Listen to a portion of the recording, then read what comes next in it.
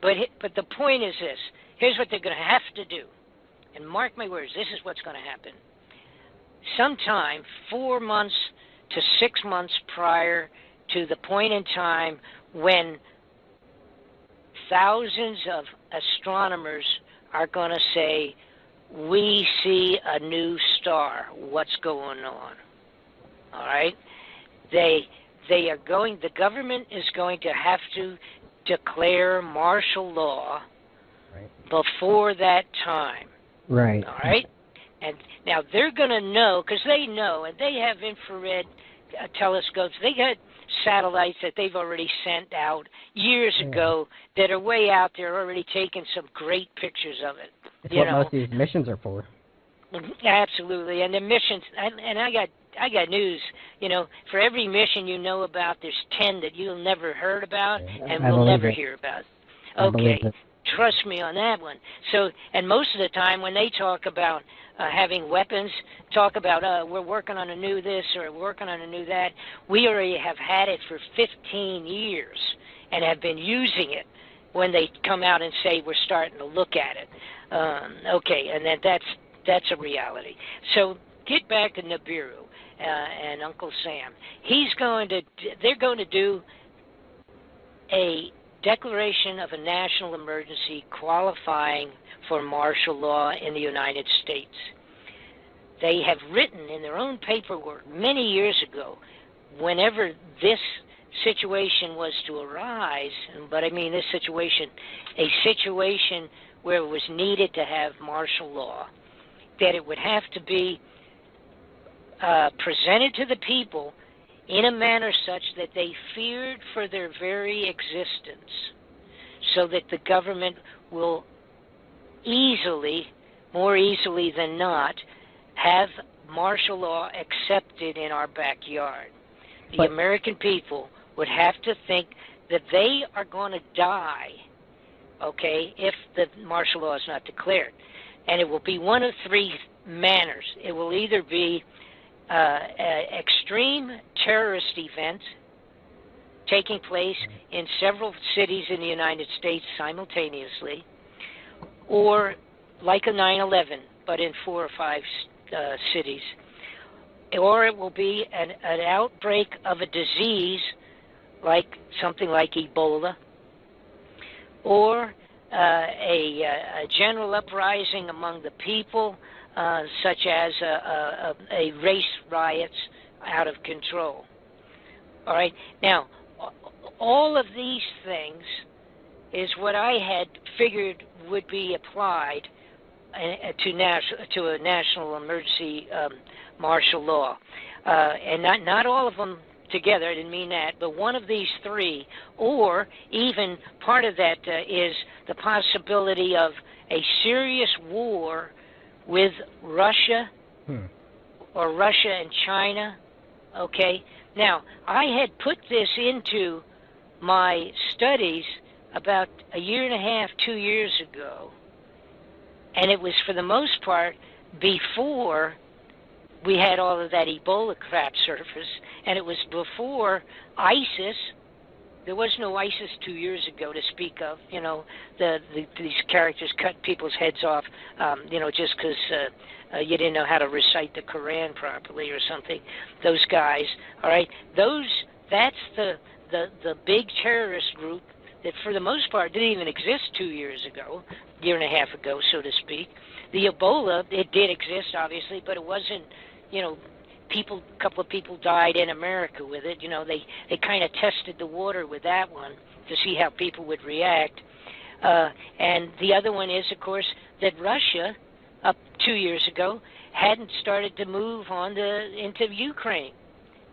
So now we have all of the possibility of a Russian problem, serious. It's a serious problem. We have the problem of the diseases. They're all over the place now. We got measles breaking out. We got Ebola. We got all this gobbledygook happening again. And then, of course, the ISIS concept of terrorism, the possibility. The people of the United States in one day would buy into martial law if some people calling themselves ISIS had major terroristic events in 5 cities or states, the American people would accept martial law tomorrow. Yeah, Bob, but this is the problem I have with that, is because that may be all true, but when the shit hits the fan and this thing passes, we're going to realize that our government was lying all this time. Are they going to be able to keep our loyalty? Right. Well, now let me explain to you why that doesn't even. Don't even consider that. It doesn't even make any difference. Because here's where they are at, all right? They've been building and getting ready with our money. They've stolen all this money right out of our pockets, all right? When's the last time you think they even spent $1 to fix one bridge in the United States of America? The entire infrastructure, bridge, water ducts, water plants, generators, wire systems, all of that, every one of them in the United States of America are on the borderline of being condemned. That's how lousy they are. We're talking, God knows how many, 500,000 bridges, for crying out loud. They have not spent a penny. That money went into their underground facilities. The foodstuffs was bought with our money. The tunnels were built with our money. All of that has been done secretly to prepare for locations for a limited number of people at the highest level to get out of town and get underground, period. When they close those doors to these facilities underground in the side of the mountains, martial law will already be in effect. The only people up there handling it are also being thrown to the wolves because the people handling a completely rioting civilization on the top of the ground with this stuff taking place. They don't care. There's no more allegiance. They don't care whether you like it or not. Well, how are they going to roll over? Excuse me? How are they going to roll over us after all this happens when the soldiers aren't going to fight for them because they're going to see that they were lied to? Right. At some point in time, there's going to be that realization. Right. Now, by the way, and let me point this out because this is a big part of it. The amount of militarization of the police forces in the United States is totally beyond the dictatorial level already today as we speak. They have been training in a military direction since at least 1995 when I first saw grenade launchers, gas masks, tanks, troop carriers, 50 caliber machine guns and full automatics being delivered to the police stations around the entire nation of the world. I mean, every state in the nation here. All right? And that started in the 90s. They have these programs where they actually will give a police station and a sheriff's department grenade launchers and all these things that I'm talking about, 50 calibers, riot-controlled tanks and machine guns, 50 caliber machine gun, full automatics, and all this kind of stuff into these police forces. They've been doing it since 1994 that I know of. As of today, I have the amount of money, and by the way, that's in the DVD too. I have pictures of the sheriffs taking delivery on this stuff. I have the amount of money that's been spent. Why is the Forestry Service getting millions of dollars of full automatic weapons and riot control gear? Why is the IRS ordering thousands of bullets and thousands of machine guns under the banner of the IRS? Why is the Social Security system have purchase orders for the same kind of stuff? These are with machine guns. All right? So they've been doing that intentionally, and that's to build what is a military-controlled police force throughout the United States of America to control the riots, only to protect those people until they get down underground. Once they're underground and they shut those doors on the facilities, wait till you see the films and the pictures that I've got and the DVDs about this thing in terms of the underground facilities. The doors are constructed so that if an atomic bomb went off up on the top level, it won't even affect their doors. Nobody's going to be able to get any place. Then when we travel through, when we have Noah's floods and we have all the electrical power off, think about that one. I mean, that's something else too. The electricity gone, period. The entire globe, all the power off. All the satellites completely down 20 days before it even gets close. Just the effect on it. The satellites will be gone, done, finished, terminated. No more banking, no nothing. If you got any money any place, and it won't make any difference. What you're going to need is a place to hide and some food and weapons to protect your family. Right, and any other money you have backed up, you just put it in gold, bury it. Maybe. Food is going to be more valuable than gold. Right, but if you have like $1 million or something, then you just then you buy what you need in food and seeds and weapons and shelter and all that other good stuff, and the remainder. You better buy it. You better do some good timing on it. Yeah. I would say one thing: if they move on begin to if it even appears that there's things developing that might be used as an excuse for martial law, people better really start paying attention before it happens. Oh, yeah. Okay, now, here's the back end of it. How bad is it going to be when this thing comes around? Well, the potentials are really frightening. One thing, of course, is like we talk about the Noah's floods type of a situation. It's not going to be that bad this time. Yeah, and that will happen from two things. One is the gravitational effect. We people, again, it's a little thing that we don't think about, unless you're still in school, so to speak. But the moon is what moves. The little moon, this little non-entity out here, so to speak. That's what moves our tides in and out every day. Just the gravity of that, and the sun.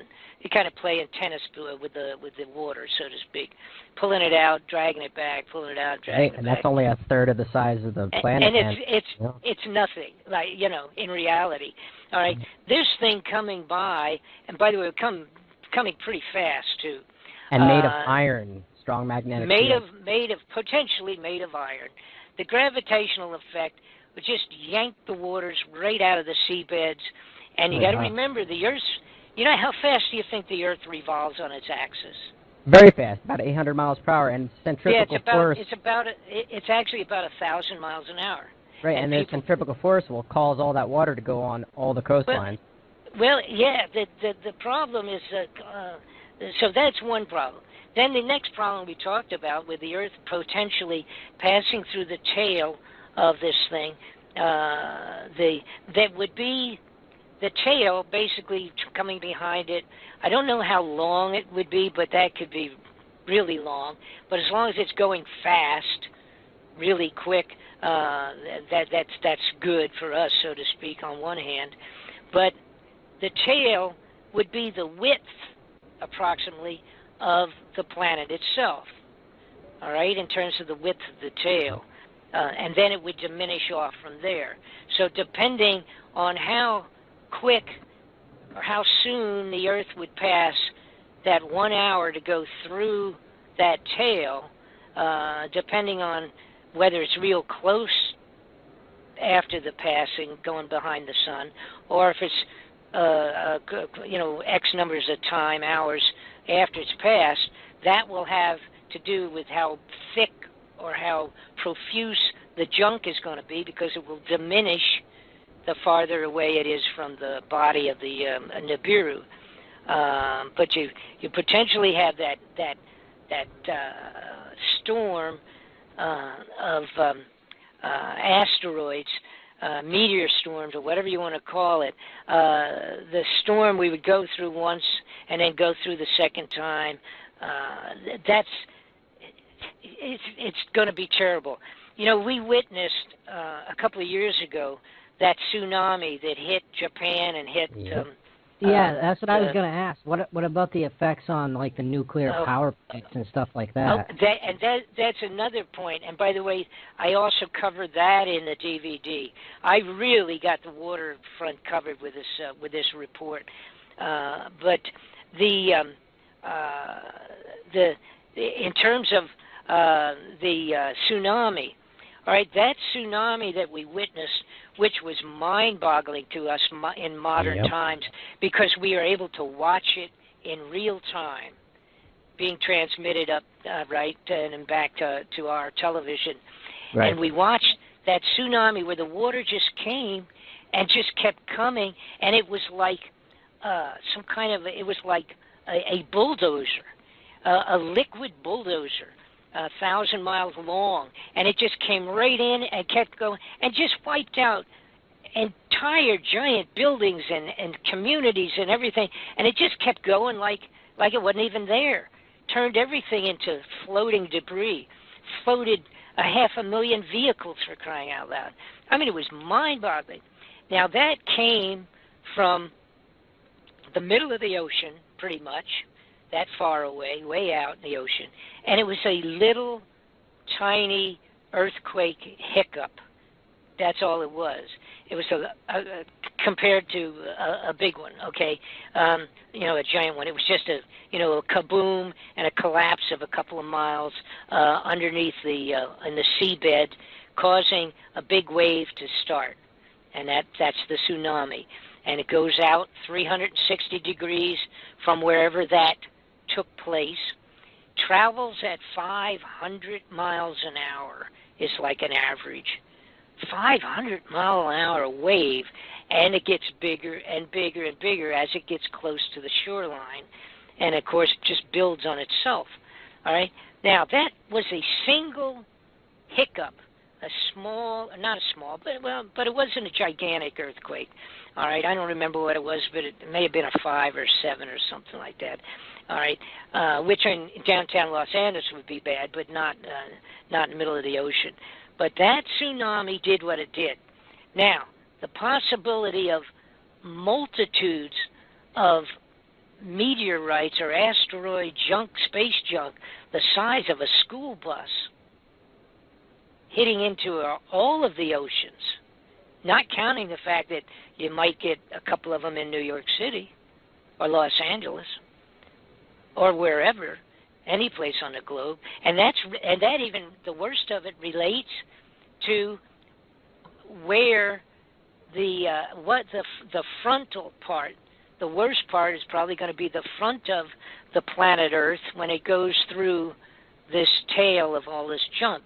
Now, again, thinking in terms of it spinning at 1,000 miles an hour, and it will take about 1 hour for it to pass through it, the front will be changing, revolving, such that for that entire hour will be at least 1,000-mile front at any time going through all the space junk, if that made any sense to you.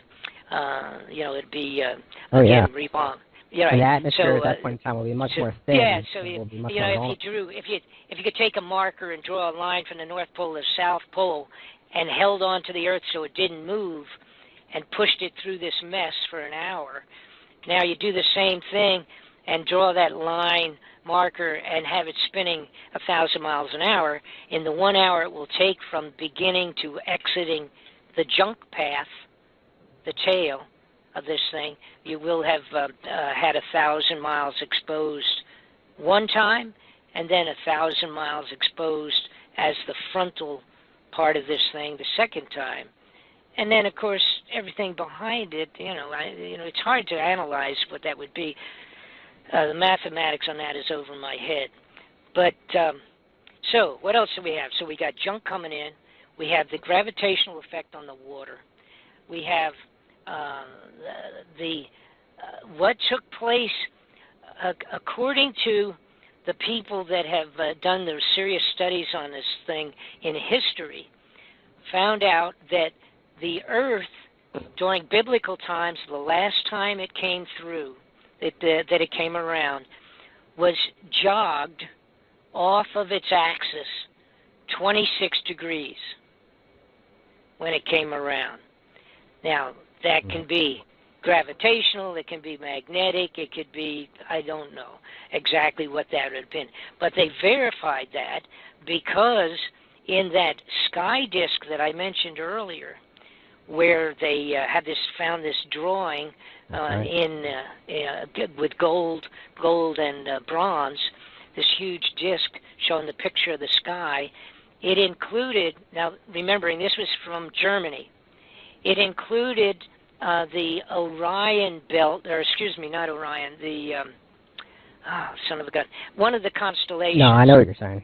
Yeah. One of the supposedly the poles. One of the constellations that normally would not be seen in Germany, in the sky at that time. That's right. All right?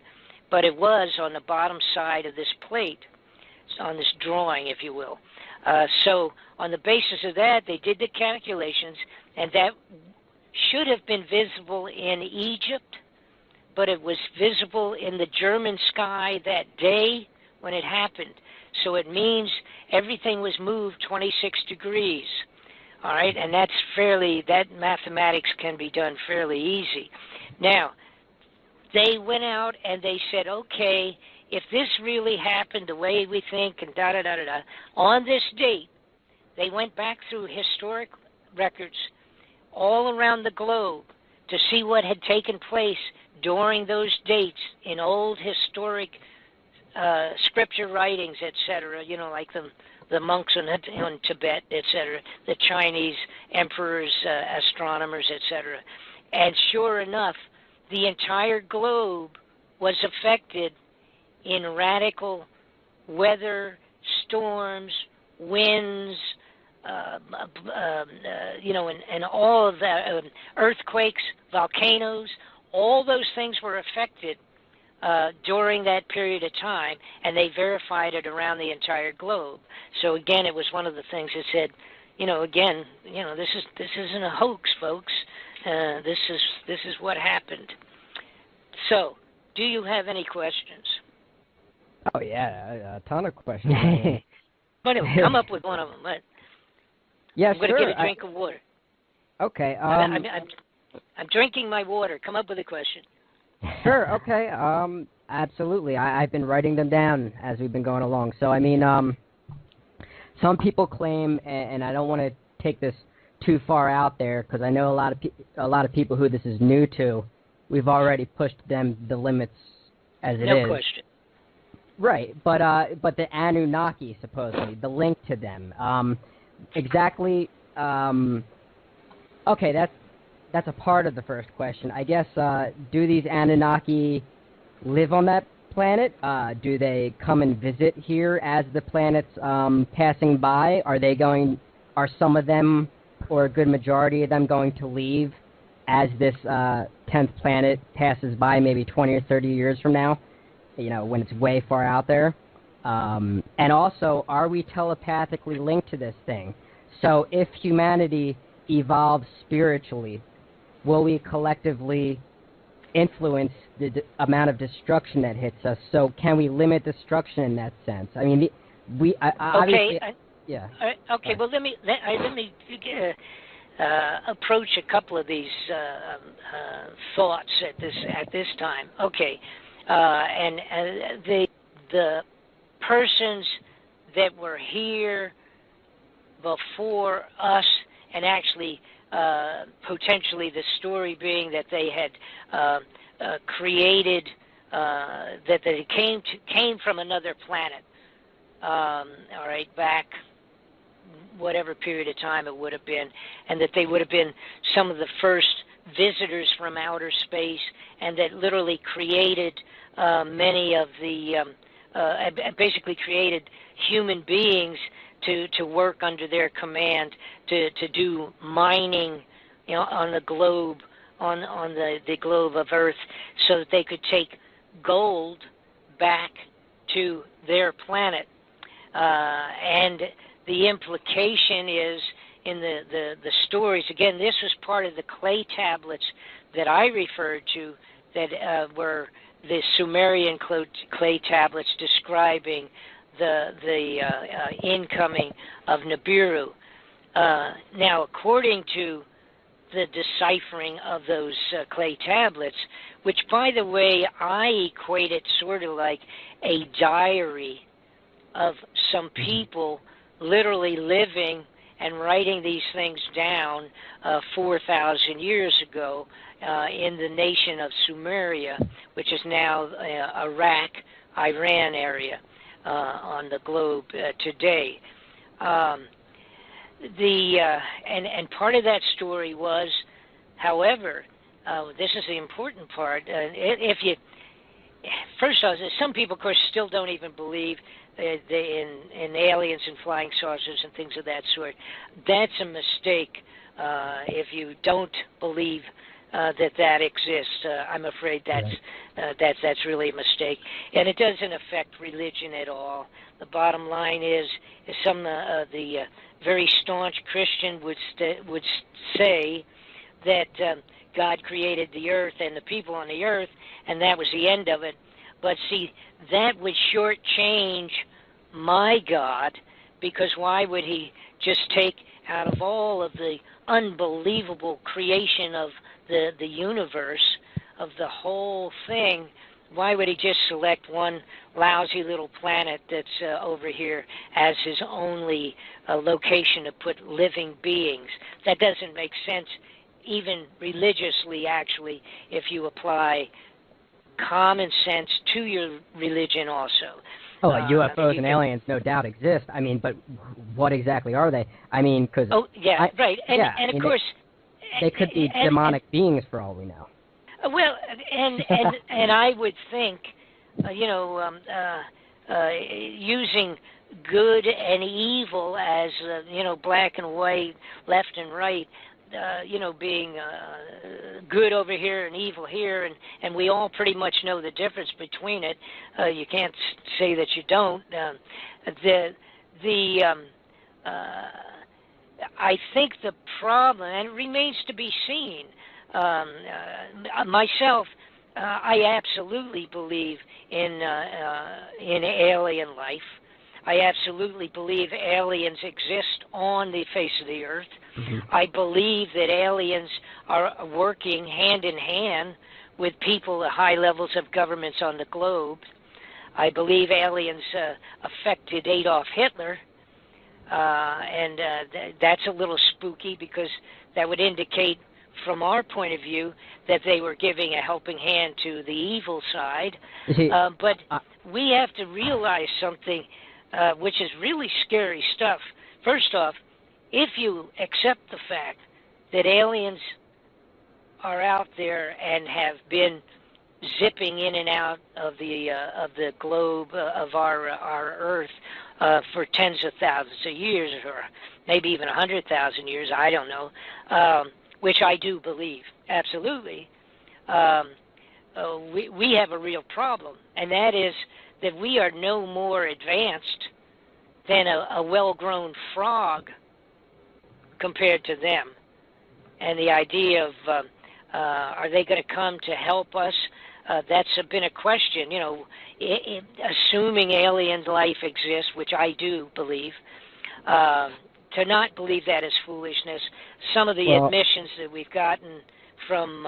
I believe it likely, Mr. Fletcher, but I mean, the only thing is, if they were some sort of beings, fifth-dimensional beings, for instance, demonic, whatever, fallen angels, they could make themselves appear however they want. So all these meetings with government officials, they could just say they are from some other planet. Oh, well, whatever. But see, I've done it strictly and totally on the basis of the development of products and things of that in the last 50 years. Okay. There's no way that we went from horse and buggy to landing on the moon in 75 years. Right. Without assistance. Right. I'm sorry. And do you have any idea? When we get into this a little bit, if you want to, do you have any idea how many crop circles there are that have taken place in the last few years? Oh yeah, I've seen a couple myself. I've seen dozens, probably at least 30 or 40 UFOs in my life. Oh, okay, so. Good. Now here's and that's great, because you're a step up on an awful lot of people by the fact that you had seen that many. Yeah. But the point I was going to make is like 25,000 crop circles over the last 20 years or so. The number gets mind-boggling, and the intricacy, and what they are. Some of them are blueprints. Some of them are astronomical diagrams of space and outer space and planetary constructions. Some of it is medical. Some of it's other types of high-level scientific information. Now, why it's being delivered in that configuration, I'm not sure. But I will say that there are high-level people in the United States that know when they're going to be and when they're going to come, where they're going to show up, take the information down, and then whatever goes from there. Why that's happening, I'm not sure. But those are created by entities off of this earth. Yeah. There's no question about that. Right. I have very good video. I say very good. It's not very good. It's good enough to be understood. It's not not a Hollywood production video. But I have a couple of good videos of the 18 to 20-inch bronze-colored balls coming down and just going over the field and swinging around in a circle and creating an entire crop circle in 4 seconds. Yeah. We have that on film, see? We have that on film. Now, if you go to somebody and say, oh, I don't believe in anything, say, well, please explain this to me and to the Air Force. Well, I'm 100% with you there. I mean, you see what I'm saying? Yeah. Okay. Now, in terms of a lot of people ask, why doesn't, or do I think that there will be, let's call them space entities, that would come in and assist or help us or salvage us in the last minute before this takes place? I hope so. Apparently, they did not back during the time of the Sumerians, because the way the writings go in these clay tablets, the beings that they called Anunnaki, all right, those guys got back in their spaceships and left when they knew it was headed in. And they took off, and they left those mining, very low-level IQ grunts that were back here digging the holes and pulling out the gold and doing that stuff on their behalf, working like slaves, so to speak, or slave entities. They were stuck. They were just there. And the Anunnaki got in their spacecraft and got out of there before it hit the fan. So, anyhow, it would appear, if they couldn't do it then, if they had the ability to come from either a planet that maybe one of them, it could be that one of the 5 moons going around with this, with the planet X, it could be that there's life on one of those moons. I don't know. And I have, I don't have any, that's my own supposition, so don't go any place with that. But, that's a possibility. I don't think, if and people say, well, why wouldn't they save us? Why wouldn't they salvage Earth, do what they could to protect it, etc.? It could be that the blowing up or destruction of something like Nibiru would affect 5 other planets that are more important than Earth, someplace. Right. No, I like the theory where they say that the aliens are leaving us alone because we are our own species and we are responsible for ourselves. And if we destroy ourselves, then that's just the way it's supposed to be. Right? Okay, but that doesn't bring into account Nibiru. You follow me? And you've not broken any great records in terms of humanity for the last 1,000 years, that's for sure. We are the most messed up thing that you could ever imagine. Well, you watch television, you watch the news. What in the world? And the programs that are popular, the junk that's popular on television embarrasses me. And like I said, I told you, I was in the rock and roll business. It takes a lot to embarrass me. You go on the road with the Who like I did. You know, takes a lot to rattle my cage. But the Earth, speaking just for America, you know, shame on us. The condition we're in right now, shame on us all, as far as that's concerned. You know, and I don't want to get into don't want to become a preacher here, but that's the best way to put it, I'll tell you. So, shame on us. I have a creepy question for you. Go ahead, I'm ready. This one might creep you out of it. So, like you mentioned earlier, how the Anunnaki created humans to mine gold. I agree with that, and so what now, let me say this now, so people don't get the wrong idea. That is the study of Dr. Sitchin, who was the fellow that did the analysis of the clay tablets from Sumeria, and that was his story. Okay, so go from there.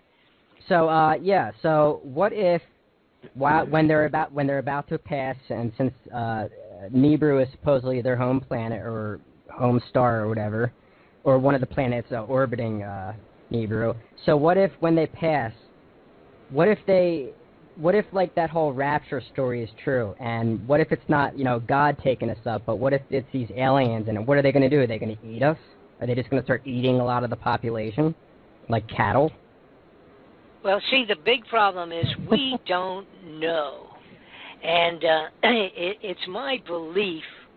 Again, it's just from studying just a multitude of things that many years ago I could have cared less. But unfortunately, I've been put in a position where I've had to study things that I may not have had an interest in. But we don't know. Let's take the average these grays that are been reported as a primary worker that's here all the time, flying in on the different things and doing the experiments on people that have been picked up. They scare the hell out of me. Yeah. Okay, it would, boy, if you weren't scared. If you were picked up by one and a group of them and put up and had experiments done on you. They are the red UFOs, and if I see a red UFO, I do a prayer real fast and just I command it to leave, basically. And they are very much telepathically linked, so they will usually listen. So we get to talking about the Greys. I think the Greys are a working class, a programmed entity to carry out tasks.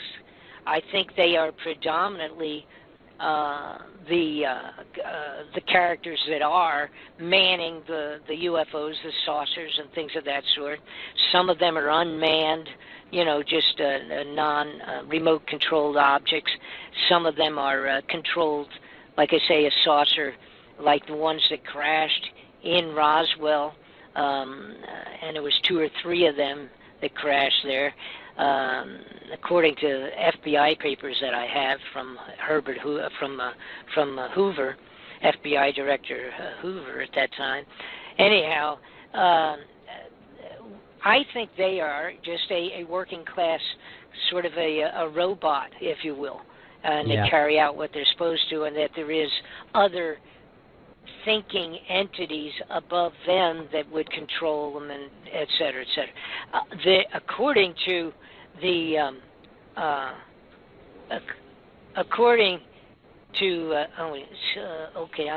my wife is just telling me what time it is. According to I totally lost my direction here. I believe those little entities, they are what they are, and I think a remote control situation. According to many people that have come forward with a thing called the Discovery Project? I think that's what it is. The taller ones are clones. The Disclosure Project, that's what it is. Disclosure Project, these guys, a couple of them I know personally. Their summation is that there's as many as 300 individual different space entities that have been coming in and out for so long around Earth. and there's that many of them. 300 different types of alien species. Yep. Yes, I think that was the number that they had come up with.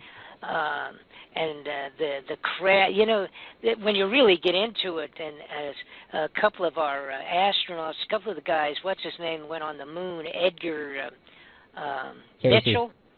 Edgar Mitchell went on to the moon a couple of times, twice I think. He I have the recording of it. As soon as they landed, he said, "Oh, they're here. They're ahead of us, and their craft is parked up on the edge of the crater over there, and it's gigantic, and I can't believe it, but they're here." And just like we talked about, they're already up here waiting for us. And you go to the fellow that was in charge of Skunk Works operations that created all our spacecraft designs and all of that. Just before he died, he said, "We have been flying, we have had the capability to go to the outer planets and fly around the planets for years and years." And he says, it's never going to be made public, but we've been doing it for years and years. And when these guys at that level, he had no reason to lie. He was dying, right. I mean, literally on a deathbed kind of a thing. He said, we've been doing that, and they're talking about warping space and time. It's the only way you can go between the planets, etc. That is portal wormhole has been an old theory for long. And the truth is, and by the way, you get into that a little bit in the DVDs. The bending space and time is the only way. You can literally end up going forward in time, back in time. Time and space is a graphic entity that can be varied and altered. And once you can figure out how to bend it, you can instantaneously go from a craft 50 miles over top of New York City to 50 miles over top of the moon. Anywhere. And do it within a blink of an eye. These entities that do exist out there, they have that ability. But they also have the ability to help us or not. And I don't think the way the people at the highest levels of our corrupted government have been scurrying around building their rat holes to hide in, I don't think they've had any indication that any space entity is going to come down and help us out when Nibiru comes back again. I think they will. That's good. Well, I think they're going to be crushed underneath their underground cities. Excuse me? I don't know. And I don't know. It's a global earthquake here. When this thing passes and the tectonic plates realign and they move back up, this is going to be a worldwide earthquake. Right. Every place will be at least a 9.0 on the Richter scale. Some places 15.0. Yeah. I believe it will be. We're looking. If it does not get pulled away, in a manner such that it doesn't do this major damage, we're going to have tsunamis, earthquakes, volcanoes, meteor storms, and all of the above in a very short period of time on the globe. I don't know how well off these people are going to be underground with their facilities. I'm going to get out of here. But you mentioned it earlier. And you want to have another little thing to just add to the soup here, so to speak. We have 130 nuclear power plants in the United States. Yeah. And when they go through their melt thing, it only takes one, but that's when they need their help. If half of them go through this meltdown situation because there's no way to control them, so you're talking 100 years before the general area, any one of those is even livable again. Yeah, and if all of them go off, you can forget about it. So we're definitely going to need their help. So the whole thing Yeah, I'll tell you one thing. There will be a lot of people praying that never believed in God. Yep. That's for sure. Absolutely. Well, that's another thing. Like Revelations, it mentions, Jesus will come in the sky as a thief in the night and all that stuff. But I believe a lot of that stuff is just symbolism for Nibiru. And when people see Nibiru and they see all the destruction, they're going to realize that a lot of what they learned in the Bible was symbolism and that the government was lying to. I don't think anybody's going to trust the government, especially the people who work under them in the military. The military people that they have trying to protect them as bodyguards. They're going to turn on them, I think. They're not going to know when the martial law is declared. Basically, they'll just go in. That's total militarily controlled every street corner, so to speak. But they're not going to know. They're going to be convinced it's because of terrorism or Ebola disease or this thing or that thing. They're not going to be told what it is. By the time that's, again, I'm going to say 4 to 6 months ahead of the first sightings. See, then when the sightings take place, the bad guys, they're already going to be down their hideouts, and they don't care what goes on. They're just going to lock the doors and start eating their dry foods. True. And they're going to be praying that some of them come through it.